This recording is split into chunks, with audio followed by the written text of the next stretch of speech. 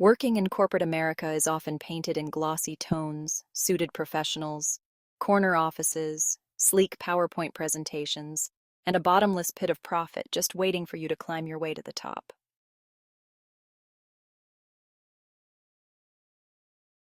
But like many things in life, what shines on the outside conceals cracks. And once you step in, you quickly learn that this world runs on more than innovation and productivity. In reality, it's an ecosystem of bureaucracy, back-channeling, and the eternal search for meaning in a place that seems built to drain it out of you.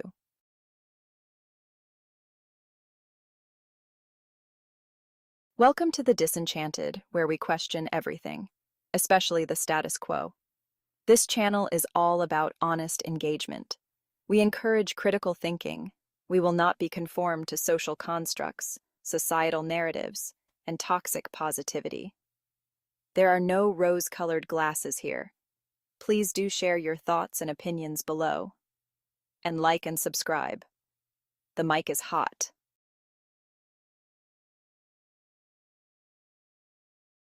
When you enter the corporate world, you're handed an invisible manual on how to survive, complete with a list of paradoxes that will come to define your life autonomy under constant scrutiny, purpose in a sea of triviality, and freedom constrained by red tape. The idealism and ambition you might have started with begins to dim, slowly overtaken by a quieter, deeper understanding that the real skill in corporate America is learning to find solace in the absurd politics.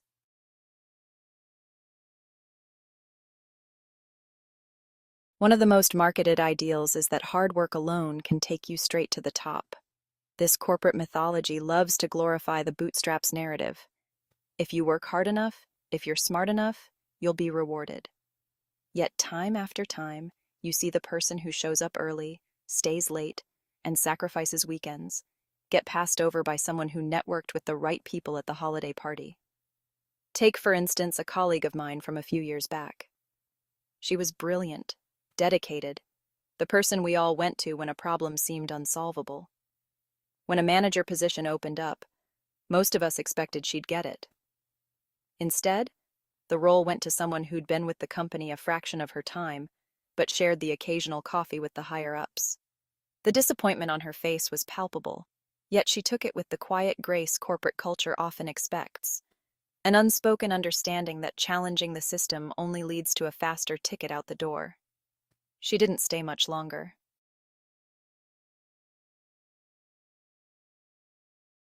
Meetings that could have been emails. Corporate life also entails an endless stream of meetings that somehow manage to fill up your schedule while accomplishing next to nothing.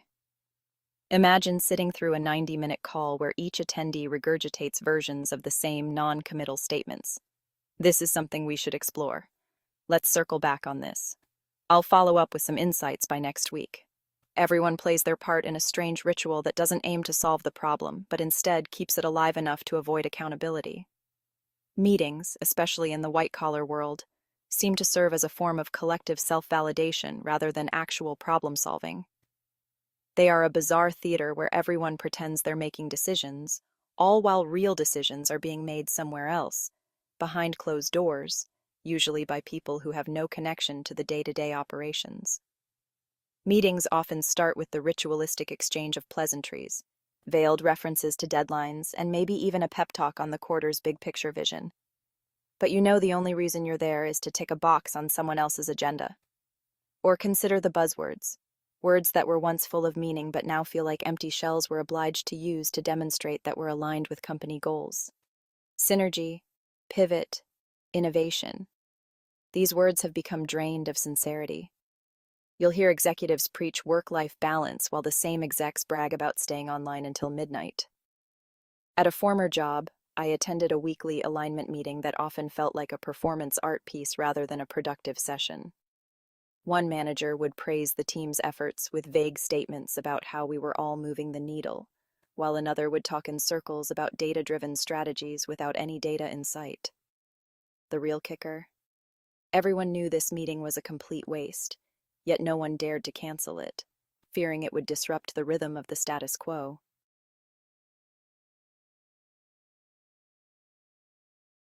The company culture facade.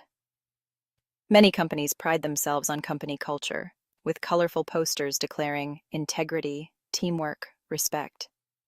But behind the potted plants and free coffee, the culture often boils down to loyalty, not to each other, but to the company's bottom line. You'll find yourself surrounded by people wearing smiles as masks, exchanging pleasantries while calculating what each relationship can do for them. During one of my earlier roles, we had a wellness day once a month, complete with meditation sessions and yoga classes.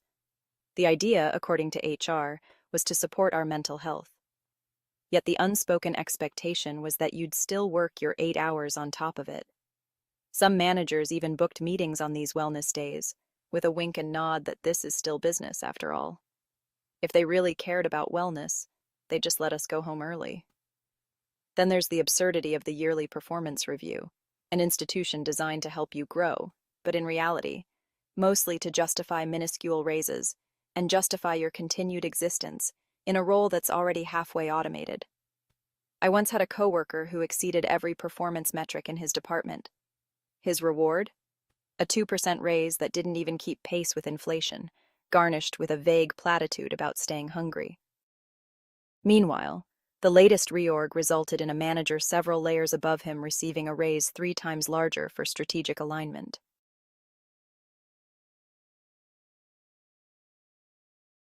The worst part is perhaps the gradual grind on your soul. Corporate America is a relentless machine, with every individual viewed as a cog in a much larger wheel. The expectation is to churn out results, adapt to constant change, and keep up a veneer of positivity while doing it. And if the stress becomes too much, there's another eager candidate waiting in line, ready to jump through the same hoops. One coworker of mine had the classic tale. He was one of those rising stars, working over 60 hours a week, getting accolades, promotions, the works. But behind the success story was a person worn down to the core. When he finally left, it wasn't for a better opportunity. He just needed out. As he put it, I'm tired of being congratulated for working myself into the ground.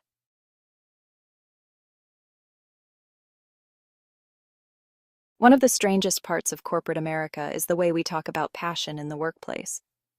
Companies love to say they're looking for passionate employees, as if that trait is something to find or lose.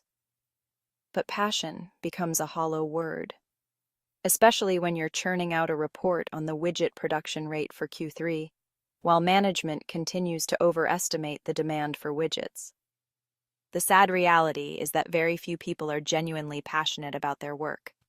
Most are just passionate about keeping their paychecks and about protecting their sense of stability. It's tempting to think that success in corporate America is a goal, a milestone to hit. But the truth is, it's a moving target. After a few promotions and enough quarterly reviews, you might notice a gnawing feeling that you've been running on a treadmill with no real destination. The perks and promotions are mere band-aids on a deeper wound, the desire for work that holds true purpose. Leaving corporate America doesn't come without sacrifices, yet every day people choose to break away. Not because they can't handle the workload, but because they've seen through the illusion. And yet, as disenchanted as you may feel, corporate America has a way of normalizing the absurd. Eventually, you find yourself nodding along in meetings, hitting performance metrics that are arbitrary at best, and congratulating your coworkers on incremental, painfully minor wins. You find a bizarre rhythm, a sense of stability even, in the realization that as ridiculous as it all is, it's still a game you're getting better at. But it's hard to shake the feeling that somewhere along the way, the real win was learning to be okay with the absurdity of it all.